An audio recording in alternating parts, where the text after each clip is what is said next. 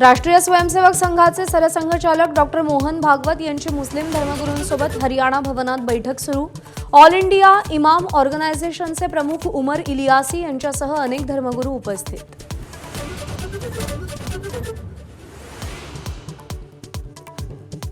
सांगलीमध्ये जलजीवन मिशनचं काम करणाऱ्या तरुण कंत्राटदाराची आत्महत्या। सरकारकडून वेळेत बिल मिळालं नसल्याच्या नैराश्यातून आयुष्य संपवलं।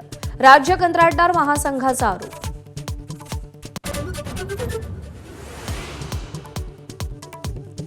पटक मारण्याचं वक्तव्य करून मराठी माणसाला आव्हान देणाऱ्या निशिकांत दुबेंना मराठी हिसका। संसद भवनात काँग्रेसच्या मराठी खासदारांचा दुबेंना घेराव। रुद्रावतारापुढे घाबरून निशिकांत दुबेंनी पळ काढला।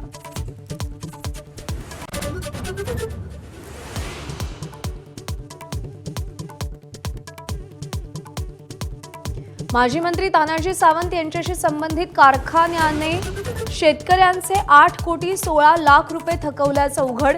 शिवसेना जिल्हाप्रमुख रणजित पाटलांचं साखर आयुक्तांना निवेदन। 7 दिवसात थकबाकी देण्याचा अल्टिमेटम।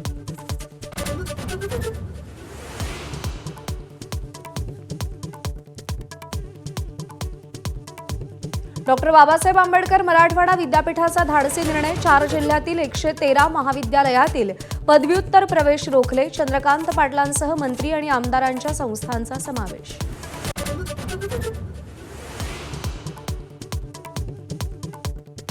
नाशिकमध्ये काँग्रेसचे बडे नेते भाजपच्या गळाला लागल्याची माहिती।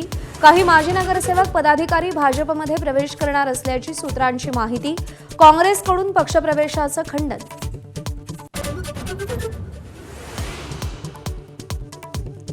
लाडक्या बहिणींच्या अर्जाची छाननी सरकारनं थांबवली। स्थानिक स्वराज्य संस्थांच्या निवडणुकीनंतर अर्जांची छाननी होणार।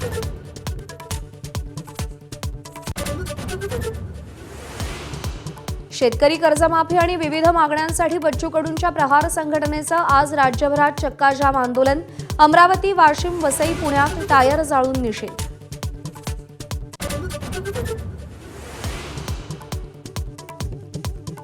2006च्या मुंबई साखळी बॉम्बस्फोटाप्रकरणी आज सुप्रीम कोर्टामध्ये सुनावणी। हायकोर्टाकडून सगळ्या आरोपींची निर्दोष सुटका।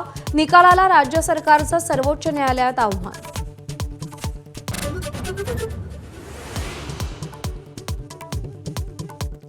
रायगडसह संपूर्ण कोकणाला आजपासून 2 दिवस पावसाचा रेड अलर्ट जारी। तर मुंबईसाठी आज ऑरेंज अलर्ट। मराठवाडा आणि विदर्भातही मुसळधार पावसाची शक्यता।